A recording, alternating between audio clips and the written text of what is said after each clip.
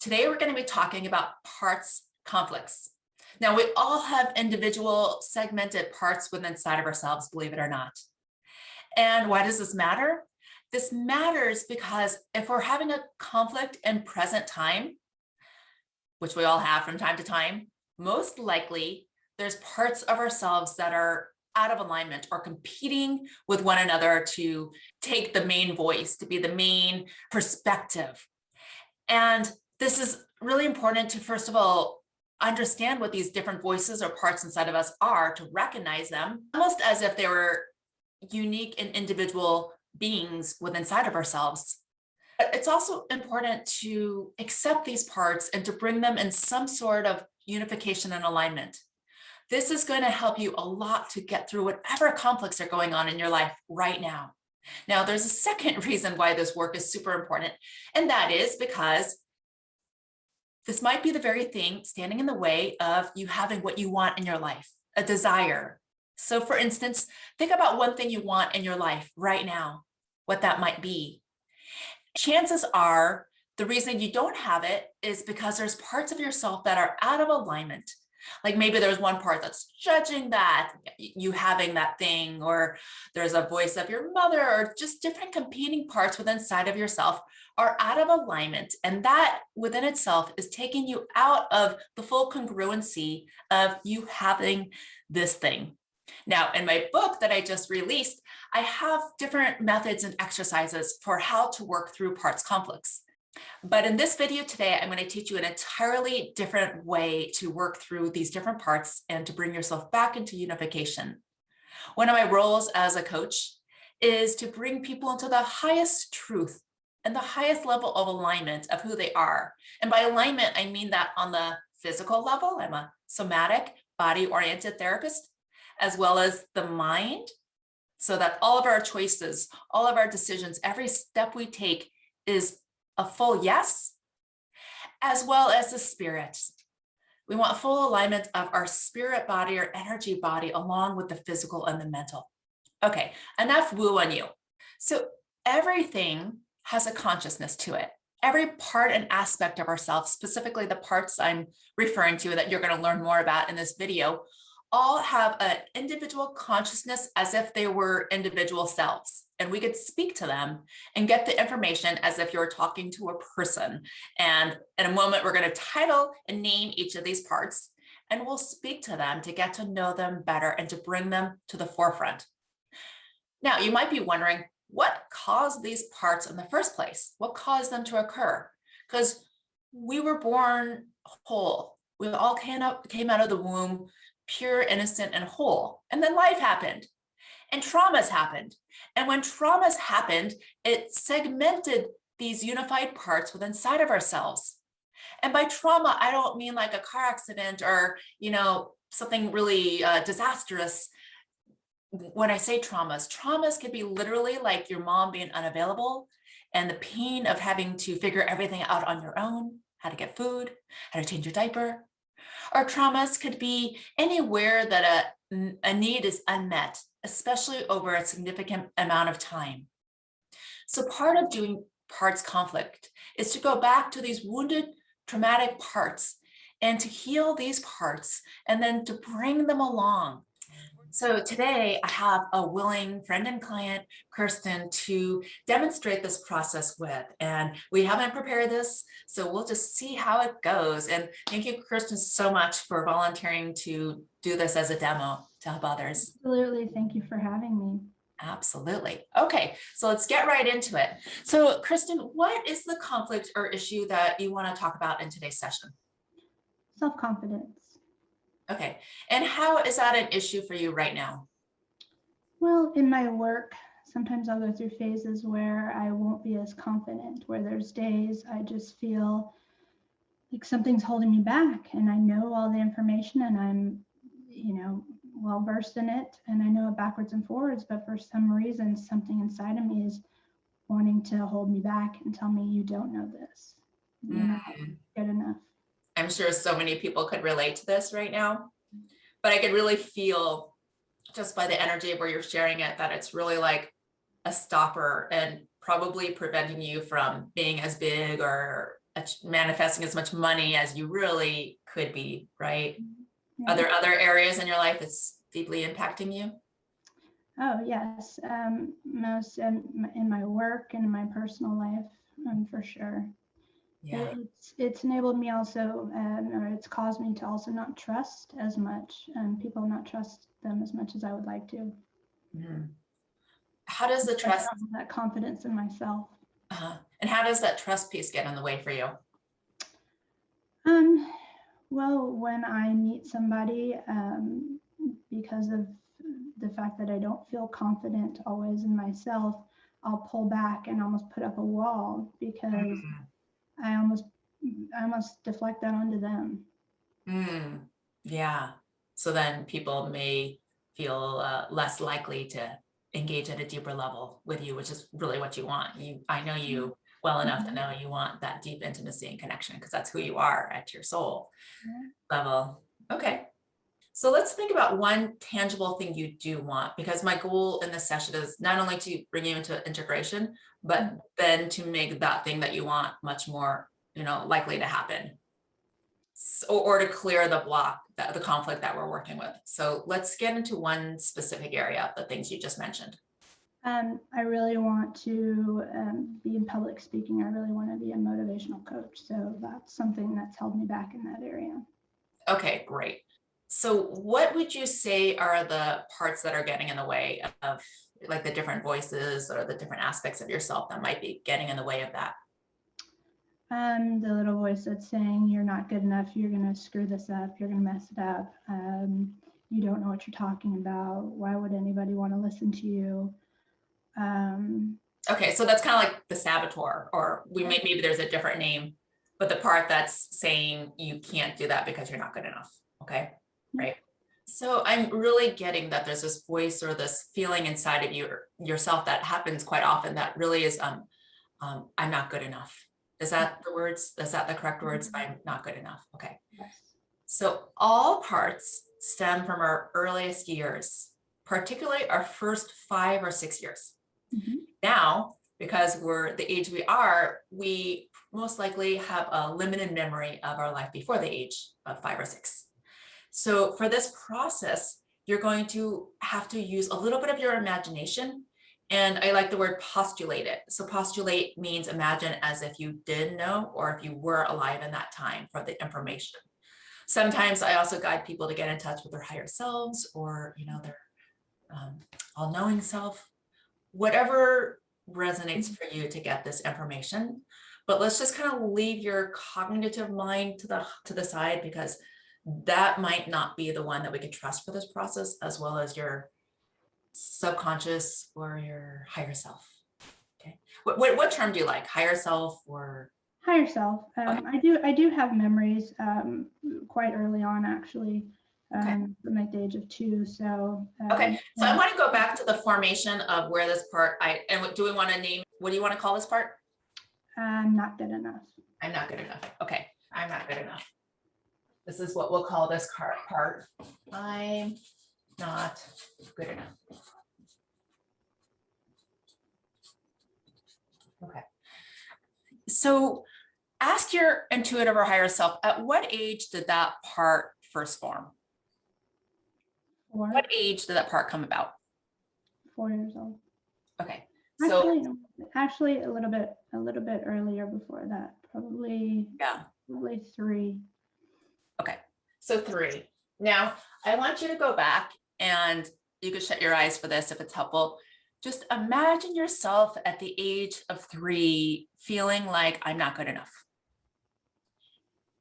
And when you imagine this, I want you to take a snapshot of one particular time when that was actually the true feeling that you're having. Okay. And see where you are, like what room are you in? Is preschool and being teased, playing with her. I see myself playing with blocks, and I guess I was doing it a different way, and I was kind of teased by the other kids that ended up kind of ganging up on me, and I was embarrassed, and I felt, I felt stupid, I guess, in that moment. Like I didn't know how to do it right. Mm-hmm. Okay. Ask yourself, what are you wearing? So that we could really envision her. A white like jumper kind of thing. And I had a uniform on, so it was like a jumper with a top part that was plaid skirt and then like a white shirt underneath it. Okay. Okay. Okay. And who else is there? Like, how many kids would you say, just to guess? Say there's probably 12 or so 12 kids. kids. Yeah. And we were all on this mat on the floor playing together. Okay. And there was about 7 people right in our group that we were like kind of stacking blocks. And when it came to my turn, I guess they were all trying to stack them into a tower, and I made like a platform and then built it up, and somebody just knocked it down. Remember one of the boys and just said, "That's not right. What are you doing?" I gotcha. Okay. Okay. So I'm going to ask you, this is, by the way, you're doing an amazing job. And I know this is going to be a little difficult to actually really go into that experience, which you already are doing, but go there one more time. And I want you to see, what does little Kirsten, or we'll call this, I'm not good enough. We'll call this part, I'm not good enough. What does I'm not good enough do when a situation like this happens? Like, what is her coping or defense mechanism? How does she behave in this situation?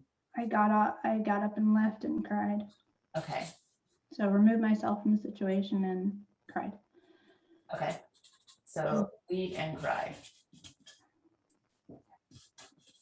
Now, there is a perfectly good reason why we instigate all coping mechanisms. All defense or coping mechanisms have a perfectly good reason for being there.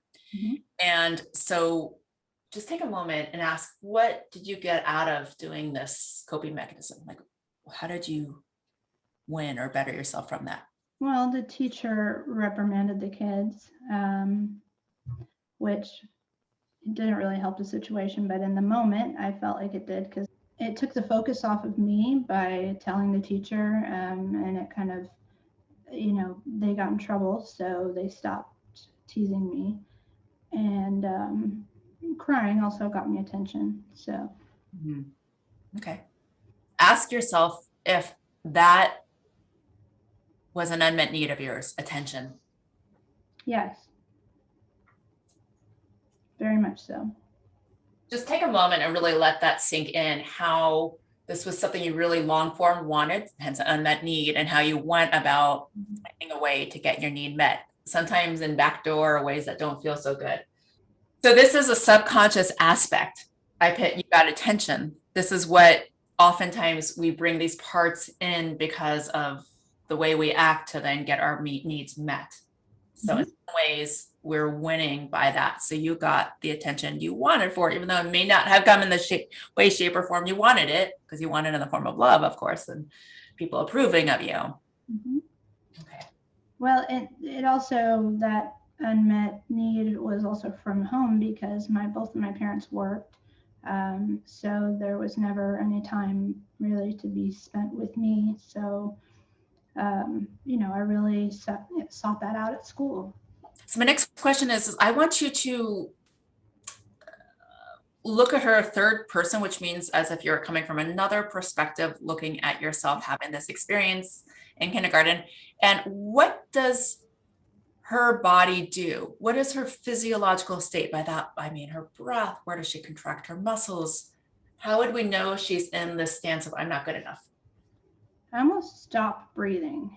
And then I get almost like I get a little bit dizzy, and everything seems to kind of, get really wavy in front of me. I get dizzy kind of. It's like, and my heart starts beating really fast. I kind of clench my fists, and my heart starts beating really fast. I breathe heavier too.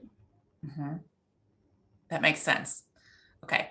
So this is one way that we know that Kirsten's in this, I'm not good enough, is just by all that evidence that you just provided about how her body reacts. Okay. And now before we go on, just take a moment to reflect upon how this part is still playing out today. And of course, most parts that we developed in our younger years still are. It's really hard to actually heal from a part, like to integrate it. Healing is integration. They are synonymous in this example. So I'm just going to take a moment, because I'm actually looking at this as well, about how that is really playing out. It's really playing out strong. And in the end, the unmet need is still really there, which is still attention, even though, you know, you're out there and you're doing it and people love you. There's this like, it's like an empty ghost syndrome where you're not quite getting enough attention that you want. It's a loop. And Yep. so you go into this pattern of feeling this way, and then the physiology, by the way, is definitely hurting your body. Often these physiological patterns, when unhealed, over time result in physical ailment and pain, as we well know. Back pain. Yeah. Yeah. Okay. Right. So yeah, we've actually done it. Our last session was on your back pain. Right. And really, it's amazing and fascinating to see the correlation between how you're holding this emotion, which results in your physiology, which then results in the back pain. And anxiety. And anxiety too. That's another one. In fact, we could actually do anxiety as another part. Just let's ask yourself, are they the same or are they different? It's a little different. Different. A little different. Yeah. Okay. So we're going to bring up one or two more parts. Do we want, it's your choice, the anxiety, or do you want to do a different part? Oh, the trust. We were just talking about trust. Yeah, let's do trust. Trust. Okay. So I want you to go, well, first of all, think about how trust gets in the way of this topic that we're talking about in your life. This is what I started the session with. How do you respond when you have the trust thing come up, the walls? For you, it's like the walls, the blocks, the walls. You described it earlier. I'm just reiterating. Yeah, my walls come up. I immediately kind of deflect my feelings onto the other person and assume that I can't trust them. And I put walls around myself to protect myself. So now let's go way back to when that part originated. So shut your eyes, ask your higher self, how old are you? 4. Okay. And what's going on? Create a picture and tell me what's going on at the age of 4. Having a conversation with my mom about a vision I had about my grandfather and being in the hospital. And she told me that that was crazy and not correct, and that was the devil talking, and that I had even possibly made my grandfather ill by saying what I said. And that was just that he was in the hospital. I was concerned because I had a dream that he was in the hospital, and it was so. So were you distrusting yourself on your? Distrusting myself, distrusting her, because I felt very strongly about it, and she wouldn't call my grandmother to find out if my grandfather was in fact okay.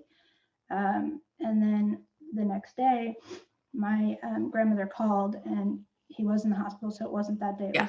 Okay. So what are you wearing in this scene? My nightgown. And what color? White. Okay. White nightgown. Okay. And how does it feel inside to be feeling this trust issue? It hurts right in my stomach area, and also I get a tightness in my chest and in my stomach.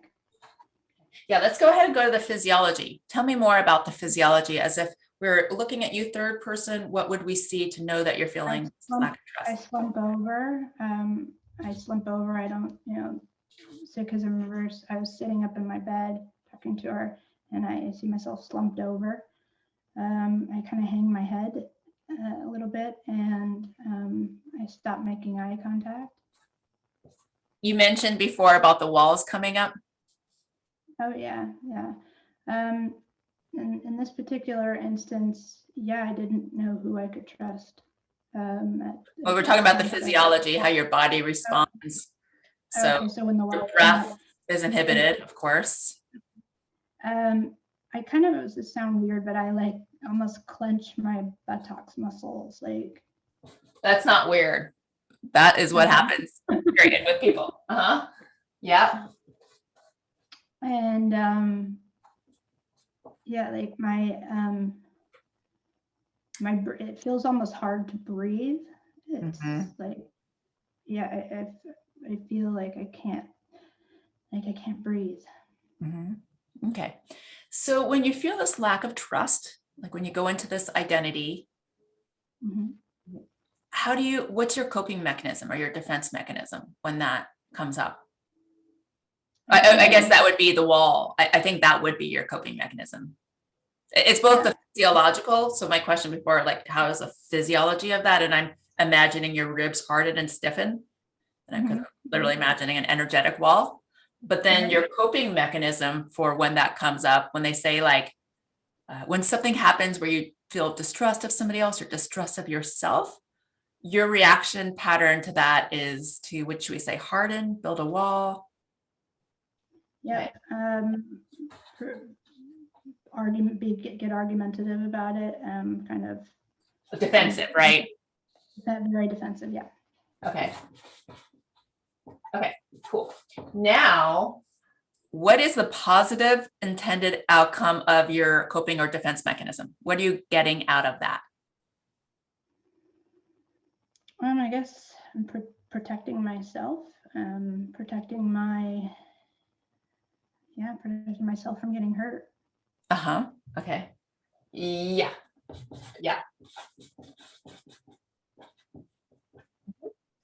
So think about how that was true back in the day, protecting yourself from getting hurt, how that served you, like in that scenario you just talked about where you told your mom that. And also think about how in present time that also serves you, because it basically prevents people from coming closer. Yeah, I don't let too many people in. Yeah. And yeah, that is a big way to keep safety. All defense mechanisms are created intellectually for us to stay safe, subconscious. And just take a brief moment to really feel how this part is still really playing out to this day, the distrust part, how your coping mechanisms to harden, create those walls and to be defensive or deflective. And you're doing this to protect yourself and also maybe to push people away, I might add. And then the physiology of being slumped over, hanging your head over, hardening your chest wall, inhibiting your breath, and clenching your buttocks. And then do you often find that this takes you away from having what you want in the long run, or what's been your... Yeah, absolutely. This is kind of the one thing that I haven't really admitted to anyone else either. So it's a big thing for me to share this today. Yeah. Obviously, I want to project confidence in what I do and everything, but this is something that is holding me back that I need to let go. So, yeah, 100%. It's holding me back in my career, in my personal life, Yeah, I hear you. Okay. So then we're going to work with one more part, and thank you for being so vulnerable. Thank you for sharing all that. Now this part is going to be lighter. This is the part that is in alignment with you having what you want. So do you have, it sounds like you have the part. What is this part? Oh, is this part confidence, or what is this part that you want to work with? Confidence. Okay. Yeah. And so I'm going to ask you the same questions. Let's go back in time, ask your higher self, what age did that part originate? And your answer could be 0. You could have come into this life with it. Just ask your intuitive self, what age? Like 6 months, actually. Okay. And what was going on that had you experience that? I'm getting some weird memory of being just my Oma, my German grandmother, holding me and feeling like, I don't know, I was a baby, this is weird, but her holding me and just feeling like the love emanating from her and the trust and her almost saying something to me in German, like, you can be anything you want to be, and you can.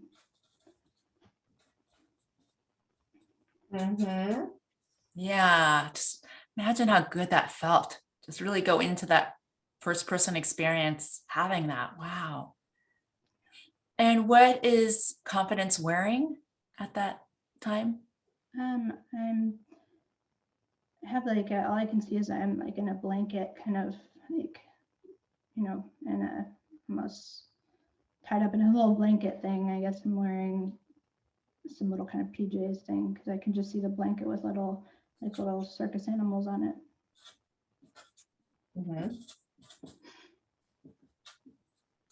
Okay.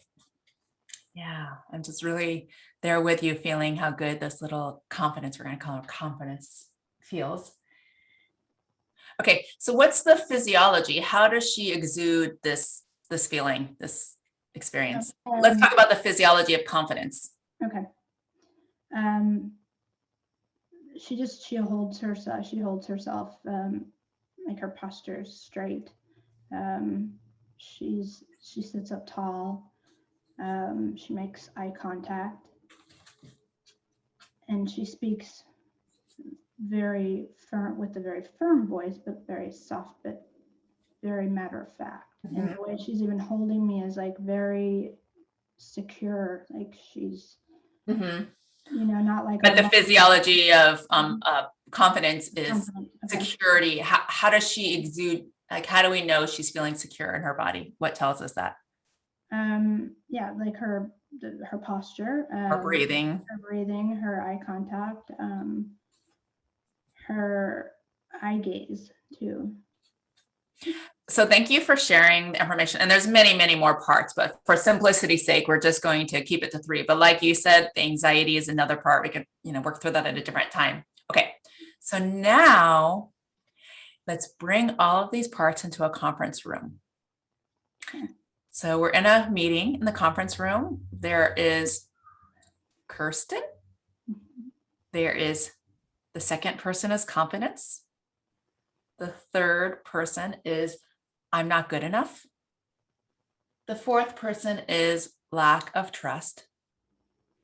And then it's optional if you want to bring a fifth one, which is your higher self. Okay, so just imagine you're sitting around the table for the meeting. And then there's a projector, and the projector is beaming out onto the wall. And the movie is called The Story of Kirsten's Life. And we're going to start from Kirsten. She's born, and then she, at 6 months, feels some deep love from her Oma. Her Oma holds her very securely, with confidence, while she's in her PJs, with a blanket around her. And this evokes a feeling of confidence. And we know this because confidence has regulated breathing. She's standing taller and straighter. She's making eye contact. And she's really carrying the emotion of confidence, security. Then as she gets a little older, the age of 3, she starts preschool. Then there's one day that about 12 kids make fun of her. She's wearing a white jumper with a plaid skirt outfit, white shirt.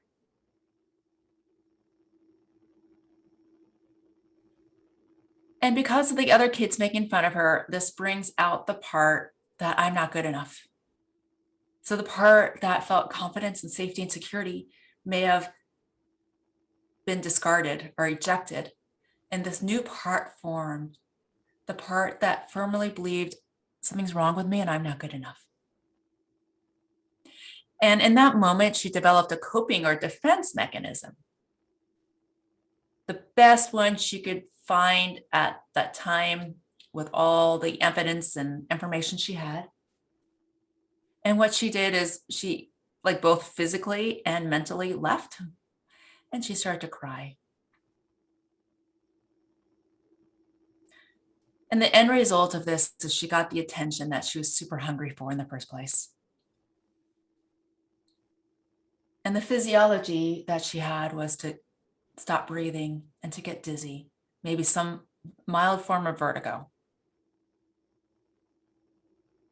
So let's just acknowledge that part and know that she's there. She's still there.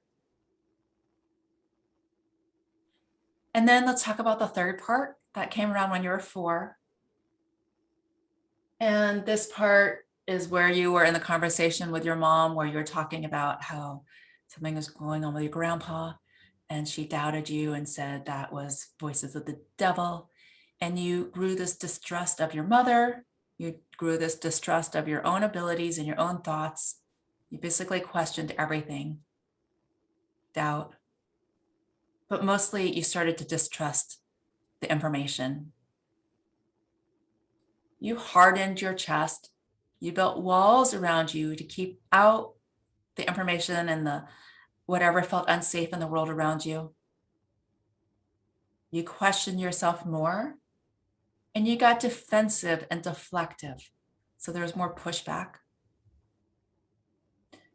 The purpose for you creating this defense mechanism was to protect yourself.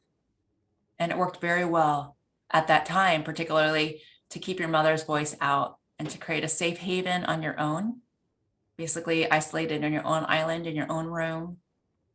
But you kept all those bothersome voices out, or so you intended to.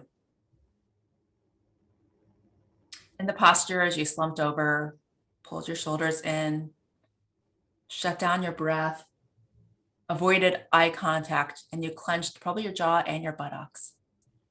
So just really take a look at the part that's called lack of trust. And then from the age of 4, this Kirsten kept growing up, and see how all 3 of these parts kept playing the role. Maybe one part played the lead at one time, and then they kind of switched roles at a different time. But they all created the persona and the person who Kirsten is to this very day.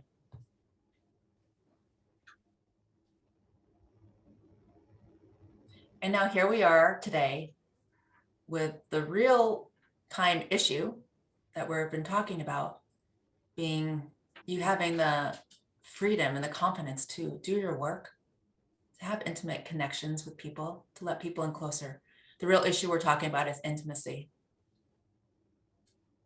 So how all these 3 parts are still really kind of colliding against one another. See that right now happening. So the goal of this session is going to be to integrate these 3 parts, get the wisdom and the information we need, because we don't want to discard them. They have a good purpose for being there. If we just we're like, we don't need this part, let's get rid of it, then that would be kind of like cutting off a limb. It wouldn't resolve the issue in the first place. Okay, so now here comes the communication part, the conversation. And I want you to ask, I'm not good enough, what she has to learn from the lack of trust. So imagine them as individual beings and ask, I'm not good enough, what she has to learn from lack of trust. Safety. Okay. Okay, and now ask, I'm not good enough, what to learn from confidence? Trust. Okay, and ask lack of trust, what she has to learn from confidence? Faith. Okay. And ask lack of trust, what she has to learn from I'm not good enough?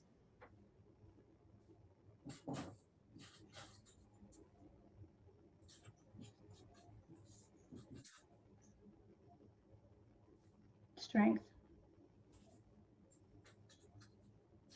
Okay. Now ask confidence, what she has to learn from I'm not good enough? Discipline. I don't know where it's coming from. Is that your answer? Discipline? Yeah. Mm-hmm. Okay. And I do like this. You're going to the first answer that comes up, and that's the way to do this. Okay. So ask confidence, what she has to learn from lack of trust. Serenity. Okay. Okay. Now ask, I'm not good enough, what she has to teach lack of trust.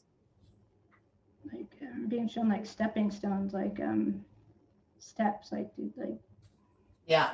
I don't know how to put it into words. Yeah. Yeah, I get it. There's stepping stones to getting to where you want. Okay. Mm-hmm. And what does I'm not good enough want to teach confidence?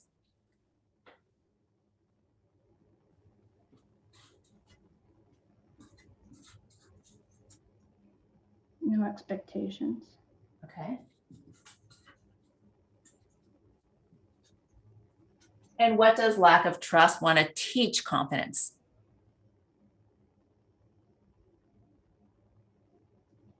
Discernment. And what does lack of trust want to teach I'm not good enough?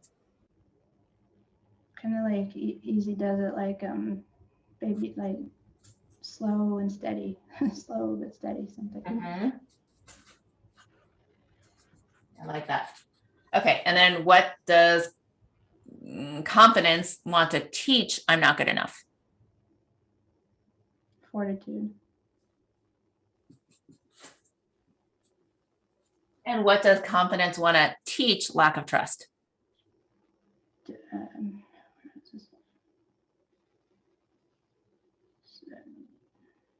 Trying to explain this, like breaking down of walls, like collapsing paradigms, kind of. Or collapsing something. I like that. I think that was beautiful. Collapsing paradise. Okay. Take a breath. We're just about done. You've done great. First of all, just give yourself a pat on the back. You freaking got vulnerable. You went in deep to probably the hardest parts of yourself to look at, like with a microscopic lens. And now what we're going to do is I'm going to do a brief recap, and then we're going to come to resolution and solutions. Okay. So you could just, if you want to shut your eyes, I'm just going to kind of read back to you what you said. So shutting your eyes helps to like really feel it and integrate it. So good enough learned from trust, safety. And then good enough learned from confidence, trust, lack of trust, learned from confidence, faith. I'm actually just going to tell you what the lessons were. Faith, strength, discipline, serenity, stepping stones that you need to take to let go of expectations, discernment, easy does it, slow and steady wins the race, fortitude, and breaking down walls, like collapsing paradigms. So such wise parts you have. Just literally just take a moment to appreciate all these parts because they've really helped you and they've really served you, and probably you've thought nothing but negative about them. Okay, great. So now I want you to start to imagine these parts working together, not only now, but in the future, and really integrating them, starting to welcome them into your body, and to start to imagine them becoming more unified, like speaking more in the voice of one than in the voice of many. And we're going to ask them to all come together to help us to figure out a solution to the problem that we originally were working with. And the problem was around Kirsten becoming intimacy in general, whether it's with clients, a one-on-one lover, friends, whatever level. So see if they could come to some kind of resolution or information or answers around that. And I want you to first create a picture of what that looks like. Often we're limited by the English language. But the most important thing is that you feel it and you envision it, and then do your best to describe it. So taking my time, not rushing, and really thinking about things, listening, and going slow at a pace, like instead of rushing into things, going slower. Great. Okay. So think about maybe a time in your past that you were having that issue, and see if you could incorporate that new wisdom into that scenario, how that might have been different. And tell me when you felt complete with that.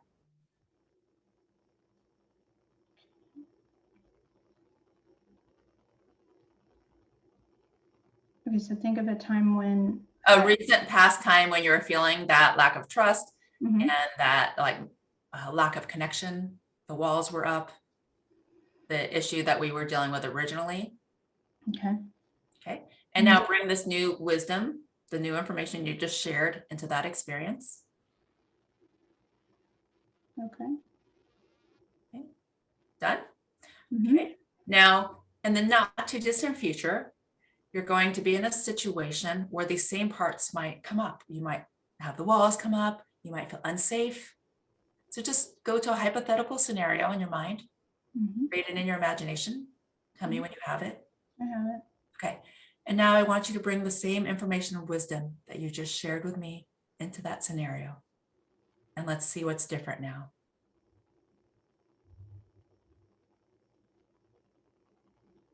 Yeah, I'm standing tall and speaking slower with more confidence. I'm making eye contact. I am confident in what I'm doing. I'm more dignified in sorts, like more internally. I feel at peace, and I feel confidence with what I'm doing, and also just I'm a lot slower with my words and thoughts and thinking things through before I say them. I love that. That's beautiful. Hurrah. Exhale. Now, I want you to shut your eyes. This is the very last piece of this session. And I want you to make some sort of an agreement with yourself around integrating this wisdom and this information. I mean, and good thing this is recorded because you could always refer back to this recording to refer back to the wisdoms that we've gained from all these different parts. And along with this new contract or agreement, I want you to agree to welcome these parts and to have a new perspective, like let go of any judgments or negative feelings about these parts. Because the ultimate goal is to become more integrated, more unified, and more in our highest and best self, more in alignment with our truth. And the truth is yes, you have these parts, lack of trust. I'm not good enough. This is all the makeup of Kirsten. So let's welcome them with love, just like we would welcome a whole bunch of little children back into our body. And I want you to find a place inside your body for all these parts to live. Just figure out where they want to be. And let's seal it once again with, if you want to put your hands on those parts or part, and really make a solid contract to not be so mean to them anymore, to start to welcome them and give them more love. And then one last part of this contract is to know, because we're all human, we all fall back into the same patterns, that this pattern is going to come up in the not too distant future. It may not come up to the same degree because this work is powerful, but it might very well come up. And when that comes up, know that you have these new tools, these new skills to integrate. And I want you to be like the student of this new learning and be like, I can't wait to try that. I can't wait for the next experience and feeling this like walls, the lack of intimacy, to put this into action. And with that, we are complete. Yeah, sorry. Oh, let it flow. This is detox. Yeah. I'm a health detox person, and people finds detox through their eyes. It's the best detox mechanism ever. Yeah. No, thank you. You want to share a little bit about what's going on, or you don't? Yeah. Well, I just feel free. I feel that whole judgment stuff that I did give them and whatnot. I just recognized that I felt them being more secure with me when I wasn't judging them. So they don't feel the need to rear their ugly head with me, like when they feel that way. And it sort of brought me back to, the moments, each one of those moments, and what that felt like. And then what it feels like to be judged by yourself in that way, if that makes sense, like from the third person perspective. And then I made the contract with them not to do that. And I saw myself seeing it come up and letting it, breathing through it and letting it go, and it being fine.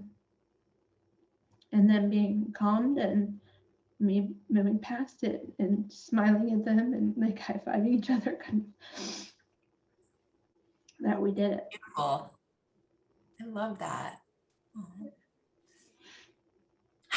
Well, a big virtual hug for me. You're awesome. You're amazing. Thank you. And by the way, after a session like this, TLC, this kind of work continues for at least 24 hours. It's like the layers keep shedding off. Oh yeah, I remember from last time we did this. Yeah. Yeah, this session is not over right this moment. I like knocked out, so. Yeah, people often want to go for a deep sleep. They want to go for a nice walk. They want to take a soothing bath with bubbles. This is called like TLC. When we do this really deep inner work, healing our inner child, then you want to nurture and care through the evening for this part of ourselves. And then tomorrow, I just can't wait to hear how you feel tomorrow morning. Yeah, me too. I mean, I already feel different, and I feel lighter. I don't know. I also had this revelation that this dizziness thing, because I didn't remember that till I was in that moment, that I get this sort of, almost like you said, vertigo when I'm like realizing, oh, I'm about to screw up or something, and I would get that. And it actually, I think that manifested into me having POTS, which would make me pass out actually at one stage, and I got a pacemaker put in for it. Yeah. So I think that was, I think that's pretty. I actually thought about this as you were saying it as well, and I'm glad we actually waited to the end to talk about it. This is something, vertigo and headaches are something I talk about in my book.